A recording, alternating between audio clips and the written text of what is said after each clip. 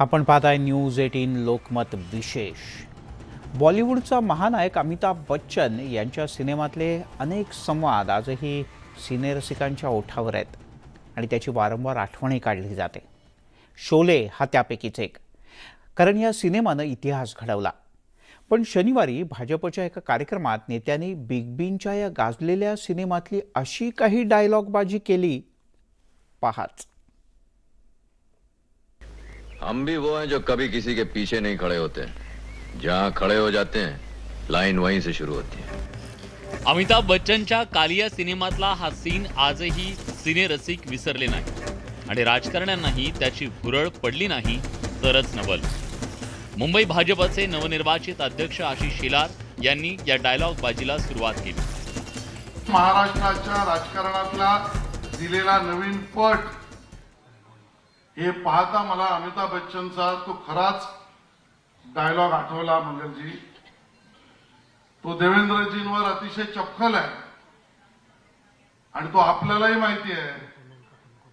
तो डायलॉग असा आहे की जहां हम खड़े होते हैं लाइन वहीं से शुरू होती है। आगामी मुंबई महापालिका निवडणुकीच्या पार्श्वभूमीवर भाजपनं कंबर कसली आहे। आशिष शेलार यांच्या नेतृत्वाखाली भाजप मुंबई महापालिकेची निवडणूक लढवणार आहे। आगामी निवडणुकीत भाजपच्या पाठीशी राज्यातील सत्तेचं पाठबळ असणार आहे। त्यामुळे भाजपचे नेते आणि कार्यकर्त्यांचा आत्मविश्वास दुणावला आहे। कि पूरे देश के अंदर एक ही स्टेट ऐसा है, महाराष्ट्र, जहां भाजपा का छोटे नेता, बड़े नेता, जनता सब निर्विवाद रूप से एक व्यक्ति के अंदर ब्लाइंड फेथ रखती है, उसको अपना नेता मानती है। वो स्टेट है महाराष्ट्र और उसके नेता है माननीय देवेंद्र फडणवीस जी। महाराष्ट्र के राजनीति के अमिताभ बच्चन श्री देवेंद्र फडणवीस जी को मैं प्रणाम करता हूं। शिवसेना आमदारांच्या बंडानंतर राज्यात सत्तांतर झालं, पण शिवसेनेतील आमदारांच्या बंडाला भाजपची फूस असल्याचा सेनेचा आरोप आहे। तर देवेंद्र फडणवीसांनी राज्यातल्या सत्तेचा पट बदलून टाकल्याचं सूचक वक्तव्य आशिष शेलार यांनी केलंय। तसंच फडणवीसांना राजकारणातील अमिताभ अशी उपमा दिली आहे। त्यावर फडणवीसांचा हा डायलॉग राजकीय सत्तांतराची सगळी कथा सांगून जातो। भारतीय जनता पार्टी एक टीम आहे। मगाशी माझा उल्लेख झाला, मला यांनी अमिताभ बच्चन म्हटलं, माझं शरीर अमजद खान सारखं आहे, मला अमिताभ बच्चन म्हणतात। पण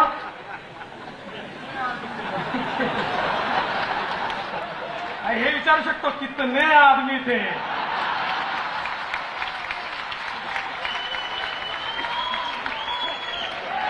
पैंसठ में से 50 निकल गए और सब कुछ बदल गया। आशिष शेलार यांच्या सत्कार सोहळ्यात कालिया सिनेमापासून सुरू झालेली डायलॉगबाजी शोले पर्यंत जाऊन थांबली। जहां हम खड़े होते हैं लाइन वहीं से शुरू होती है। कितने आदमी थे, 65 में से 50 निकल गए और सब कुछ बदल गया। त्यामुळे आगामी मुंबई महापालिका निवडणुकीचा हा केवळ ट्रेलर तर नाही ना, अशी चर्चा राजकीय वर्तुळात रंगली आहे। Bureau report, news 18 Lokmat. तिकडे दहीहंडी उत्सवाच्या निमित्तानं सत्ताधारी शिंदे गट आणि भाजपनं मुंबईत जोरदार शक्ती प्रदर्शन केलं। तसंच मुख्यमंत्री आणि उपमुख्यमंत्र्यांनी दहीहंडीच्या उत्सवाला हजेरी लावल्यामुळे सत्ताधाऱ्यांचा आत्मविश्वास सुद्धा दुणावलाय। तर एरवी दहीहंडी उत्सवात कायमच आघाडीवर असणारी शिवसेना बंडानंतर मात्र काहीशी बॅकफूटवर गेल्याचं पाहायला मिळत आहे। दहीहंडीत भाजपचा बोलबाला, शिंदे गटाचं दहीहंडी शक्ती प्रदर्शन, शिवसेनेसह दोन्ही काँग्रेसचा निरुत्साह।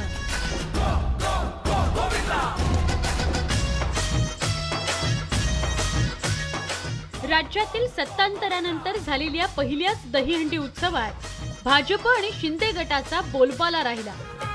मुंबईसह उपनगरात भाजप आणि शिंदे गटाच्या आमदारांनी दहीहंडीच्या माध्यमातून जोरदार शक्ती प्रदर्शन केलं।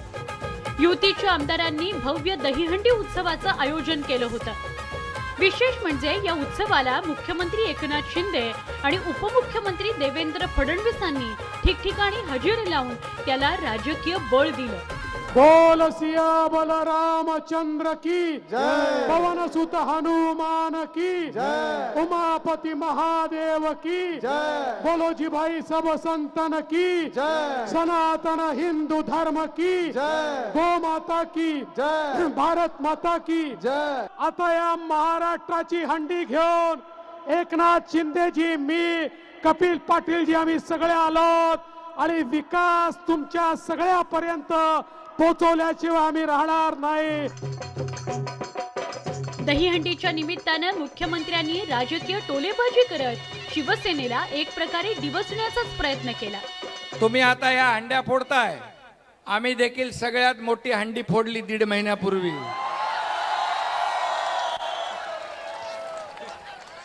तशी हंडी कठीण होती ना आणि खूप उंच होती, पण फोडली आपल्या सगळ्यांच्या शुभेच्छांमुळे, बाळासाहेबांच्या आशीर्वादामुळे, दिघे साहेबांच्या आशीर्वादामुळे. आणि 50 थर लावले आम्ही, 50 थर. इकडं उपमुख्यांनी दहीहंडीचं औचित्य साधत आगामी मुंबई महापालिका निवडणुकीच्या प्रचाराचं एक प्रकारे रणशिंग फुंकल्याचं बघायला मिळतंय. त्यांनी युवासेना प्रमुख आदित्य ठाकरेंच्या वरळी या मतदारसंघातील दहीहंडी उत्सवाला हजेरी लावली आणि शिवसेनेला सूचक इशारा दिला. आता खेळाचा दर्जा दिलाय, त्यांची सगळी सुरक्षा या ठिकाणी पूर्णपणे एन्श्युअर केली आहे. त्यामुळे आपण बघू शकता किती आनंदात हे सगळं साजरं होत आहे. आज राजकारणाचा विषय नको, पण एवढंच सांगतो, देशामध्ये मोदीजींच्या नेतृत्वात भ्रष्टाचाराची हंडी फोडायला सुरुवात झाली आहे. एकीकडे भाजप आणि शिंदे गटानं दहीहंडीत जोरदार शक्ती प्रदर्शन केलं, तर दुसरीकडे महाविकास आघाडीतील पक्ष मागे पडल्याचं चित्र होतं. शिवसेनेकडून काही ठिकाणी दहीहंडीचं आयोजन करण्यात आलं होतं. त्या बालिशपणात आम्ही जाणार नाही. राजकीय दहीहंडी आम्ही कुठेही केलेली नाही. आपण बघता सगळेच अनेक वेगवेगळे टी शर्ट घालून अनेक मंडळ आलेली आहेत आणि या सणाचा आनंद घेत साजरा करत आहेत. मला वाटतं निवडणूक की जेव्हा लागेल तेव्हा लागेल, आम्ही तर सांगतो लवकरच लावा, ते घाबरून येत समोरचे. तसंच मला आज जायचं नाही, आज राजकीय सुद्धा गोष्ट करायची नाही. आज कार्यकर्त्यांना असेल, नागरिकांना असेल, या सणाचा पुरेपूर आनंद घेऊ. दहीहंडी उत्सवाच्या निमित्तानं शिंदे गट आणि भाजपच्या आमदारांनी मुंबई आणि उपनगरात वातावरण निर्मिती करण्याचा प्रयत्न केला. त्या तुलनेत शिवसेना पिछाडीवर गेल्याचं चित्र पाहायला मिळालं. खरं तर आजवर दहीहंडी उत्सव आयोजनात शिवसेना आघाडीवर होती, मात्र आमदारांच्या बंडामुळे समीकरण बदललंय. Bureau report, news 18 Lokmat. तिकडे शिवसेना आणि शिंदे गटातील राजकीय संघर्ष दिवसेंदिवस वाढत चाललाय. कारण शिंदे गटानं आता शिवसेनेच्या विरोधात थेट मोर्चा उघडलाय. शिवसेनेकडून बंडखोर आमदारांच्या विषयी खोटा प्रचार केला जात असून शिवसेनेत हिटलरशाही सुरू असल्याची टीका शालेय शिक्षण मंत्री दीपक केसरकर यांनी केली आहे.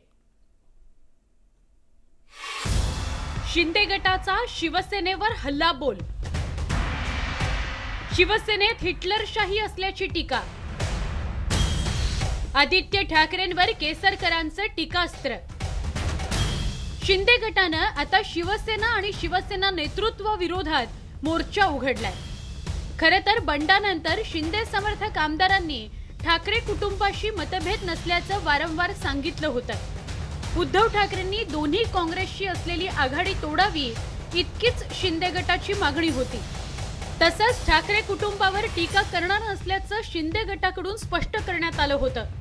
पण गेल्या 1.5 महिन्यात शिंदे गटाचा सूर बदललाय. आता शिंदे गटानं ठाकरे कुटुंबाविरोधात जोरदार मोहीम उघडली आहे. शिवसेनेत हिटलरशाही सुरू असल्याची टीका शालेय शिक्षण मंत्री दीपक केसरकर यांनी केली आहे. एक काळ असा होता की हिटलर हा एक लोकप्रिय होता आणि हिटलरने जगाचं काय केलं हे तुम्ही बघितलेलं आहे. पण हिटलरचे जे मंत्री होते त्यांचं नाव होतं गोबेल्स. आणि गोबेल्सचं एक तत्त्व होतं की 100 वेळा एखादी गोष्ट खोटी असेल ती सांगा, लोकांना ती खरी वाटायला लागते. आणि तसंच काय तर राजकारण हे महाराष्ट्रामध्ये चालू आहे. शिंदे गटाच्या बंडखोरीमुळे शिवसेनेला जबर धक्का बसलाय. 40 आमदार आणि 12 खासदारांनी शिंदे गटाची वाट धरली आहे. त्यामुळे शिवसेनेत अभूतपूर्व परिस्थिती निर्माण झाली आहे. बंडखोरीच्या सुनामीमुळे शिवसेना काहीशी बॅकफूटवर गेल्याचं चित्र आहे. त्यामुळे शिवसेनेकडून बंडखोर आमदारांवर जोरदार शाब्दिक हल्ले चढवले जात आहेत. बंडखोरांवर गद्दार म्हणून सतत टीका केली जाते. मात्र ती टीका शिंदे गटाच्या चांगली जिव्हारी लागली आहे. गद्दार हे गद्दारच प्राण आहे. एकाच घरामध्ये मुख्यमंत्री आणि मंत्री असणं हे महाराष्ट्राच्या इतिहास तुम्ही संपूर्ण काढून बघा, आपल्या लोकशाहीचा इतिहास कधी हे घडलेलं नाहीये. शिंदे गटाने बंडानंतर आता थेट शिवसेना पक्ष संघटनेवर दावा ठोकलाय. एकीकडे आपलीच खरी शिवसेना असल्याचा दावा शिंदे गटाकडून केला जातोय, दुसरीकडे शिवसेनेला छत्रपती शिवाजी महाराजांचं नाव घेण्याचा अधिकार नाही अशी टीका केसरकरांनी केली आहे. तर शिवसेनेकडूनही त्यावर पलटवार करण्यात आलाय. छत्रपती शिवाजी महाराज आणि त्यांचे कुटुंबीय ही महाराष्ट्राची अस्मिता आहे आणि तुम्ही ज्यावेळेला त्यांचा अपमान करता त्यावेळेला तुम्हाला त्यांचं नाव घेण्याचा कुठलाही अधिकार नाही, हे मी अत्यंत स्पष्टपणे सांगतो. छत्रपती शिवाजी महाराजांवर बोलण्याचा अधिकार उद्धव साहेबांना नाही तर कोणाला आहे? या गद्दारांना आहे. शिवसेना आणि शिंदे गटात दिवसेंदिवस राजकीय संघर्ष वाढत चाललाय. आगामी स्थानिक स्वराज्य संस्थांच्या निवडणुकीत हा संघर्ष आणखी तीव्र होण्याची चिन्ह नाकारता येत नाही. Bureau report, news 18 Lokmat.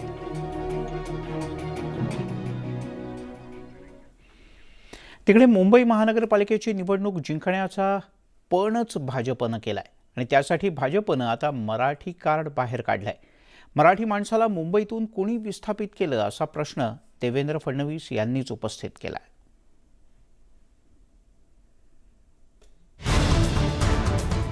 भाजपच्या कार्यकर्ता मेळाव्यात देवेंद्र फडणवीसांनी शिवसेनेवर जोरदार तोफ डागली.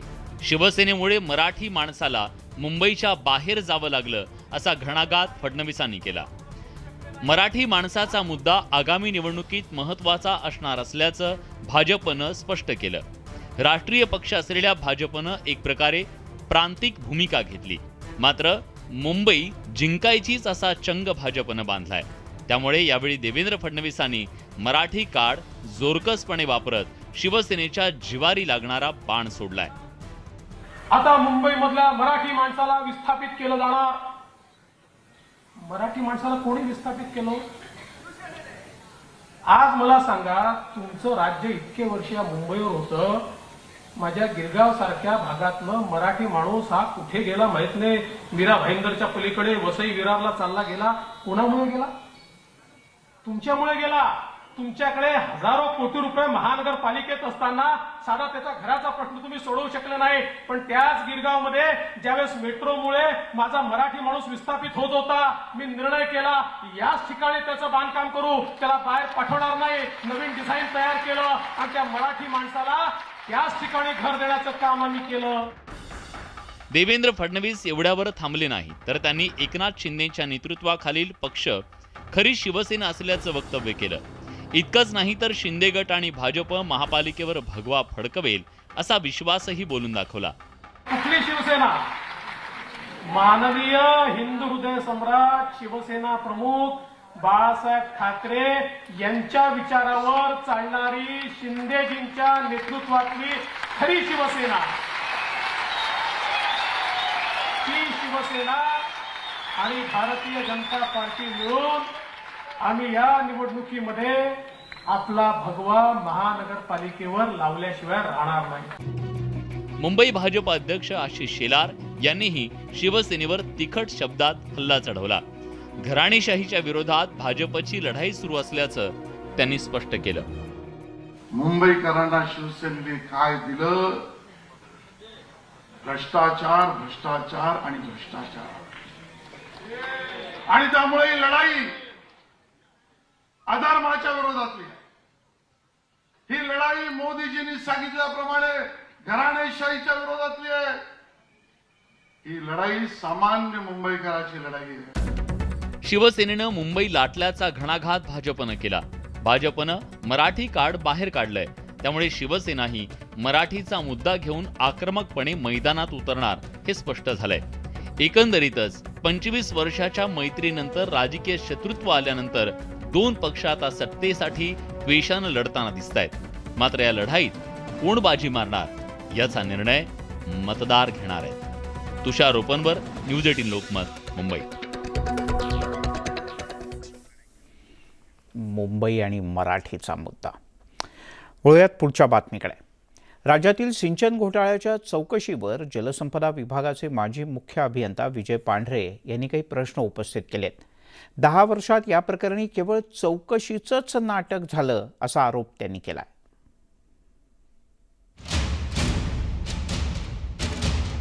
सिंचन घोटाळा प्रकरण पुन्हा चर्चेत। विजय पांढरेंचा खळबळजनक आरोप। सिंचन घोटाळा चौकशीवर पांढरेंचा सवाल। जलसंपदा विभागाचे माजी मुख्य अभियंता विजय पांढरे यांनी कथित सिंचन घोटाळा प्रकरणाच्या तपासावर सवाल उपस्थित केलाय। गेल्या दशकभरात सिंचन घोटाळ्याच्या चौकशीचं केवळ नाटक करण्यात आल्याचा दावा पांढरे यांनी केलाय। केवळ कारवाई होते आहे असं नाटक करण्यात आलं, परंतु प्रत्यक्ष जे गुन्हेगार आहेत, ज्यांनी प्रचंड भ्रष्टाचार केला आहे, त्यांच्यावर काहीही कारवाई झालेली नाही। नुकतंच भाजप नेते मोहित कंबोज यांनी सिंचन घोटाळ्याची चौकशी करण्याविषयी एक ट्विट केलं होतं। त्यामुळे पुन्हा एकदा सिंचन घोटाळ्याची चर्चा सुरू झाली आहे। या प्रकरणी विरोधी पक्षनेते अजित पवारांच्या अडचणी वाढण्याची शक्यता वर्तवली जाते, कारण सिंचन घोटाळ्या प्रकरणी अजित पवारांना देण्यात आलेला क्लीन चिट अहवाल अद्यापही उच्च न्यायालयानं स्वीकारला नसल्याचं समोर आलंय। कोर्टात तो अहवाल प्रलंबित असल्याची माहिती समोर आली आहे। 1999 ते 2009 या काळात बंधारे आणि सिंचन प्रकल्पाच्या बांधकामात गैरव्यवहार झाल्याचा आरोप करण्यात आला होता। या काळात सिंचनावर 70,000 कोटी रुपये खर्च करण्यात आले होते। मात्र एवढी मोठी रक्कम खर्च होऊन देखील राज्याच्या सिंचन क्षेत्रात केवळ 0.1% वाढ झाली होती। सिंचन प्रकल्पाचं कंत्राट देताना अनियमितता आढळून आल्याचे कॅगने ताशेरे ओढले होते। तसंच 601 प्रकल्पांपैकी 363 प्रकल्पांच्या नियोजित खर्चात वाढ केल्याचा ठपका कॅगनं ठेवला होता। त्यानंतर विरोधकांनी अजित पवारांविरोधात आरोपांची राळ उडवली होती। याच मुद्द्यावरून भाजपनं अजित पवारांविरोधात निवडणुकीत प्रचार देखील केला होता। मात्र 2019च्या विधानसभा निवडणुकीनंतर भाजपनं अजित पवारांच्या मदतीनं सरकार स्थापन केलं होतं। ते सरकार औटघटकेचं ठरलं खरं, मात्र त्याच वेळी लाचलुचपत प्रतिबंधक विभागानं सिंचन घोटाळा प्रकरणी अजित पवारांना क्लीन चिट दिली होती। तो अहवाल कोर्टात सादर करण्यात आला होता, मात्र कोर्टानं तो अहवाल अद्याप स्वीकारला नसल्यामुळे सिंचन घोटाळ्याचं भूत पुन्हा बाटलीबाहेर येण्याची शक्यता वर्तवली जात आहे। Bureau report, news 18 Lokmat. आपण पाहताय न्यूज 18 लोकमत विशेष। दहीहंडीच्या नंतर आता मुंबई महापालिका निवडणुकांच्या हंडीची तयारी सुरू झाली। उपमुख्यमंत्री देवेंद्र फडणवीस यांनी थेट शिवसेना पक्षप्रमुख उद्धव ठाकरे यांच्यावरती हल्लाबोल केला।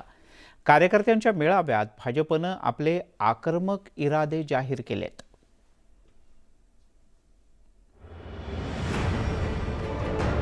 मुंबईत आगामी महापालिका निवडणुकीसाठी भाजपनं शंखनाद केलाय।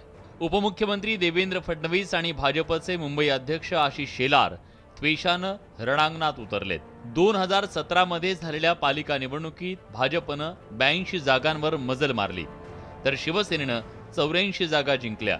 त्या निवडणुकीत शिवसेना आणि भाजपची युती झाली नव्हती। मात्र आता भाजपनं शिंदे गटाला सोबत घेऊन मुंबई महापालिकेत सत्तांतर करण्याच्या दृष्टीनं पावलं टाकायला सुरुवात केली आहे। त्यामुळे देवेंद्र फडणवीसांनी प्रतिस्पर्धी शिवसेनेच्या जिव्हारी लागणारी टीका केली आहे। आता मुख्यमंत्रीही घरी बसणार नाहीत आणि तुम्हालाही घरी बसू देणार नाही। भाजपकडून करण्यात आलेल्या जिव्हारी टीकेनंतर शिवसेनेचा तिळपापड झालाय। देवेंद्र फडणवीसांच्या टीकेला तशाच शब्दात उत्तर देण्यात आलंय। कित्येक वर्षापासून भारतीय जनता पार्टीला हे स्वप्न पडतच असतात की राज्यात आमची सत्ता येईल, मुंबईत आमची सत्ता येईल, आणि हे करण्यासाठी मग ईडी, अन्य यंत्रणा, खोटे आरोप हे सातत्यानं खटाटोप ते करत असतात. सगळ्यात मोठं एक महानगर आपल्या हिंदुस्थानातलं असताना अतिशय प्रभावी काम मुंबई महानगरपालिकेत झालेलं आहे. त्यामुळं देवेंद्र फडणवीस काही दिवस स्वप्न बघत असेल तर काही हरकत नाही. स्वतःच्या पक्षामध्ये पण झाकून बघा, ती कुठची शाई, कॅमलची शाई की अमक्याची शाई ती पण सांगा. कारण आपल्या स्वतःच्या पक्षातही त्या सगळ्या घराणेशाही दिसत आहेत. त्यामुळे घराणेशाहीवर तुम्ही तरी बोलू नका. शिवसेनेच्या विरोधात भाजपनं जोरदार शड्डू ठोकलाय.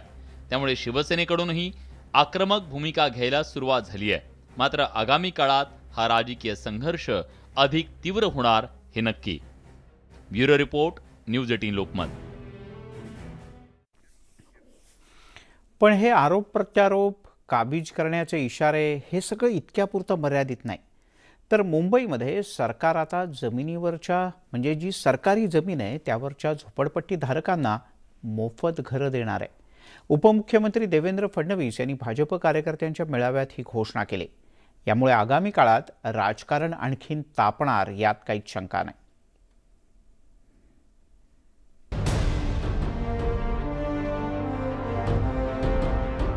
मुंबईतील झोपडपट्टी धारकांच्या प्रश्नावरून आजवर बरंच राजकारण झालंय. आता पुन्हा एकदा झोपडपट्टी धारकांच्या घरावरून राजकीय वाद निर्माण होण्याची शक्यता आहे. कारण सरकारी जागेवरील झोपडपट्टी धारकांना मोफत घरं दिली जाणार असल्याचं उपमुख्यमंत्री देवेंद्र फडणवीस यांनी सांगितलं. तर विशेषतः गोपालजी आपल्या बोरीवली, कांदिवली, सगळ्या आमच्या मनीषाताई या सगळ्या भागामध्ये अनेक झोपडपट्ट्या आहेत ज्या वेगवेगळ्या सरकारी लँडवर बसलेल्या आहेत, केंद्र सरकारच्या लँडवर बसलेल्या आहेत. त्याही संदर्भात ज्या काही अडचणी असतील त्या अडचणी आपण दूर करू. पण आपलं सरकार मुंबईतल्या गरीबाला आणि झोपडपट्टीमध्ये राहणाऱ्या व्यक्तीला त्याचं हक्काचं घर मिळालं पाहिजे याकरता पूर्ण प्रयत्न येत्या काळामध्ये करेल. मुंबईतील झोपडपट्टी धारकांच्या घराचा प्रश्न गेल्या अनेक वर्षांपासून प्रलंबित आहे. प्रत्येक निवडणुकीत सर्वच राजकीय पक्षांकडून झोपडपट्टी धारकांना मोफत घरांचं आश्वासन दिलं जातं. पण 1995 मध्ये पहिल्यांदाच शिवसेना भाजप युतीच्या सत्तेत झोपडपट्ट्या नियमित करण्याचा निर्णय घेण्यात आला. तसंच झोपडपट्टी पुनर्वसन योजना सुद्धा युतीच्याच काळात राबवण्यात आली. पुढे काँग्रेसच्या सत्तेत ही योजना मागे पडली होती. 2014 मध्ये भाजप शिवसेना युतीचं सरकार दुसऱ्यांदा सत्तेत आल्यानंतर जानेवारी 2019 पर्यंतच्या झोपड्या नियमित करण्याचा निर्णय घेण्यात आला. तसंच सरकारी जागेवरील झोपडपट्टी धारकांना मोफत घरं देण्याची घोषणा केली गेली. 2019च्या विधानसभा निवडणुका डोळ्यासमोर ठेवून युती सरकारनं विधिमंडळात त्याविषयी कायदाही संमत केला होता. पण सरकारच्या या निर्णयाला विरोध झाला. झोपडपट्टी धारकांना सरकारकडून मोफत घराचं आश्वासन दिल्यामुळे झोपडपट्ट्यांची संख्या वाढत असल्याचा आरोप करण्यात आला होता.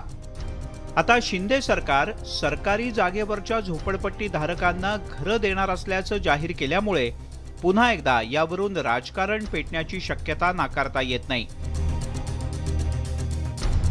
Bureau report, news 18 Lokmat.